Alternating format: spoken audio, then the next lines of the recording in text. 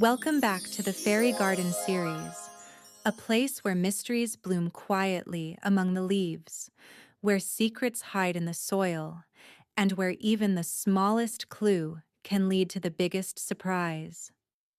In this garden, fairies don't always wear serious faces or carry magnifying glasses. Sometimes they wear muddy boots. Sometimes they laugh too loud. And sometimes they notice things simply because they care enough to look twice.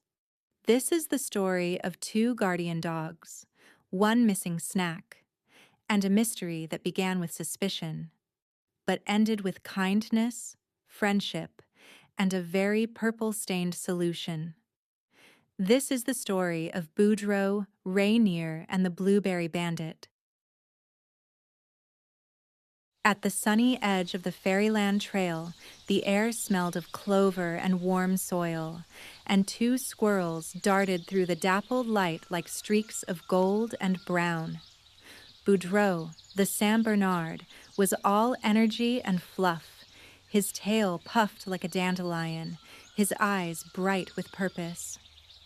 Behind him, Rainier trotted along, noting observations as they ran.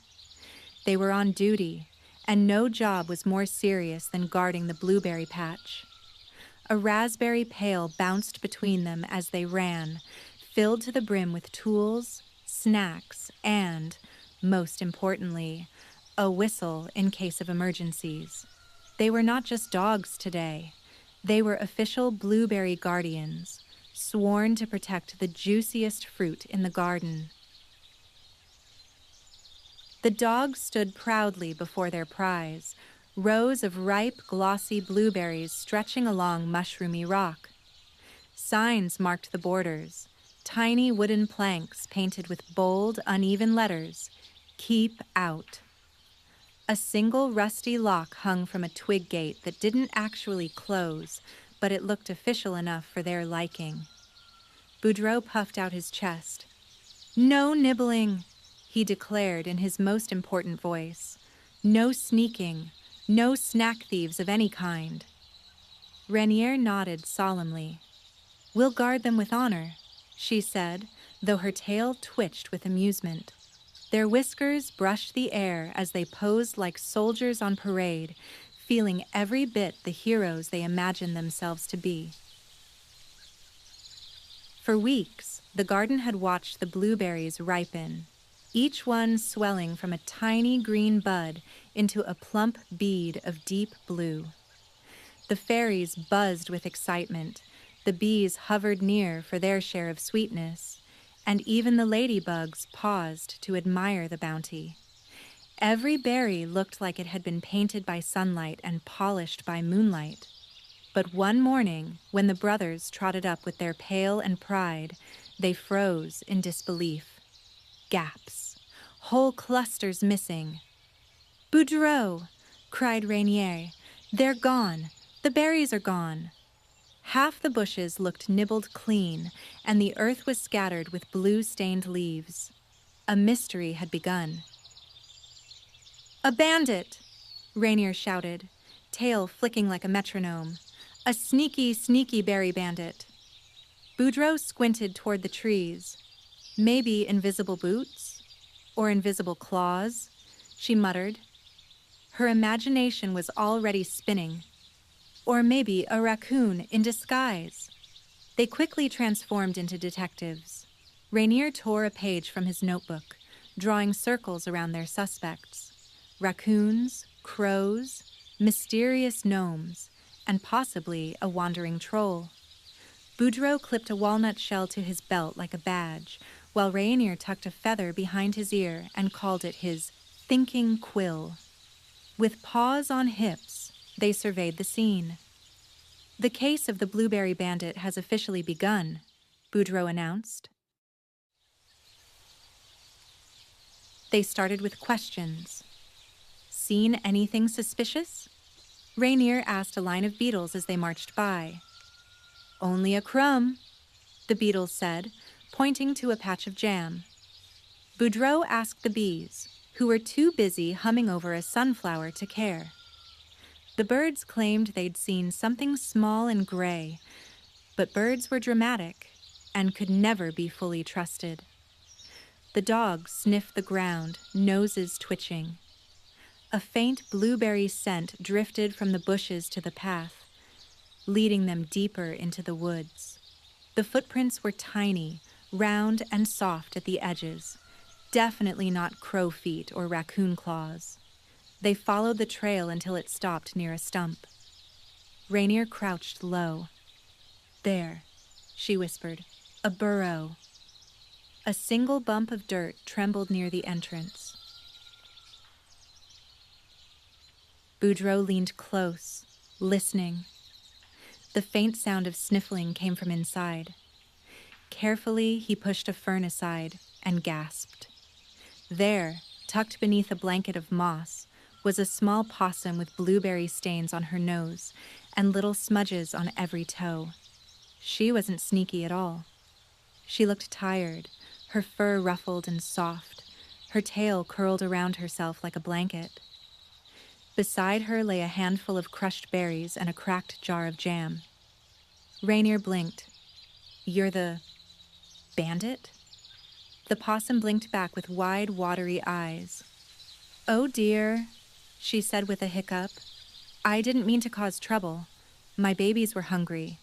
I was just trying to help them sleep."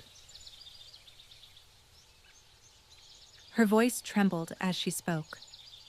"We ran out of food last night," she continued softly. "I only meant to borrow a few berries. Then I tripped on a rake, nearly scared myself to bits, and spilled the rest." She pointed to a little pile of smashed fruit near the burrow. Boudreaux's ears drooped. Rainier said, "You could have asked." "I didn't think anyone would share," she whispered. "Most gardens chase us away." The dogs exchanged a long glance. Their rule signs suddenly looked too harsh, their lock too proud. Maybe guarding had made them forget what kindness looked like. Just then, a fairy appeared from around the bend, carrying a basket that smelled of honey and bread. She had heard the commotion and followed the trail. "I see you found our mystery friend," she said kindly. Kneeling down, she offered the possum a slice of bread and a reassuring smile. "Sometimes," she told the dogs, "the kindest law in the garden is sharing what you have." Rainier tilted her head. "Even if someone took it first?" The fairy nodded. "Especially then." She set the basket beside the possum. "A full tummy makes for better choices tomorrow." The possum's shoulders relaxed for the first time all day. Boudreaux stated, "We need a new plan," he declared. "No more. Keep out signs. We'll make this a place for everyone." Rainier agreed. Together, they collected berry clippings, planting a new patch just beside the possum's burrow. The fairy helped sprinkle fresh soil, and the fairies drifted above, adding little specks of shimmer to help the sprouts grow strong. By sunset, the garden gleamed with rows of tiny green shoots. The dogs placed a cheerful sign that read, "Come nibble with kindness. There's plenty for you." They even left a jar of jam with a bow on top just for their new neighbor. The possum blinked in surprise, then smiled. A real, relieved smile that reached her eyes. "You're sharing all this with me?" "Of course," said Rainier. "Everyone deserves a snack and a little kindness." Boudreaux puffed out his chest again, but this time it was from pride, not stubbornness. "Just promise to help us guard the patch next season," he said with a grin. The possum nodded, laughing softly. "You have my word." Then she turned serious and added, "And I promise to bring extra jam." The three of them shook paws, tails, and hands in agreement, sealing their new friendship in blueberry blue ink and good intentions. The next morning, the garden hummed with activity again, but this time it sounded different, calmer, friendlier. The possum and her little ones helped collect fallen berries while Boudreaux balanced his pail nearby, whistling a happy tune. Rainier drew a new map of the garden with updated borders labeled Shared Patch and Friend Zone. At lunchtime, they gathered under a leafy canopy for a feast of fruit and laughter. To new friends, Boudreaux toasted, raising his acorn cup, and to never assuming the worst. The possum giggled as blueberry juice dripped down her chin. Rainier handed her a napkin with a proud little nod. That evening, the fairies floated above the garden, glowing like tiny lanterns. Music drifted through the air as they sang soft songs about kindness and second chances. Blueberry cobbler cooled on the table while napkins waved in the warm breeze. Boudreaux and Rainier danced near the fireflies, clumsy but joyful, while the possum clapped along with her babies. "You're quite the bandit now," teased Boudreaux, laughing, "a bandit of happiness." "Best kind of bandit there is," said Rainier. The stars overhead winked in agreement. When the night grew quiet, Boudreaux looked out over the garden, now peaceful under the moonlight. "You know," he said softly, "we thought guarding the berries would keep them safe, but sharing them made them sweeter." Rainier nodded, her tail brushing the grass. "Sometimes people only take because they're scared to ask." Boudreaux smiled, watching the possum carry her sleepy babies home. "Then maybe what we're guarding isn't fruit, it's friendship." The two dogs sat side by side, listening to the crickets sing, content and full of lessons they hadn't known they were learning.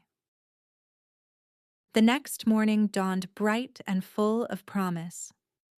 The brothers walked the garden path, checking each row. Every bush seemed to glow in the early light. A few berries were missing, but neither of them minded. Rainier scribbled a note on a leaf and pinned it near the sign. "If you're hungry or lonely, take what you need. If you're happy or thankful, plant one more seed." Boudreaux read it aloud, nodding proudly. The garden, once guarded by worry, now thrummed with warmth. They didn't just protect blueberries anymore. They tended kindness itself. Thanks for sleuthing with us today. Keep your heart open and your blueberries shared. We'll see you again in the Fairy Garden series.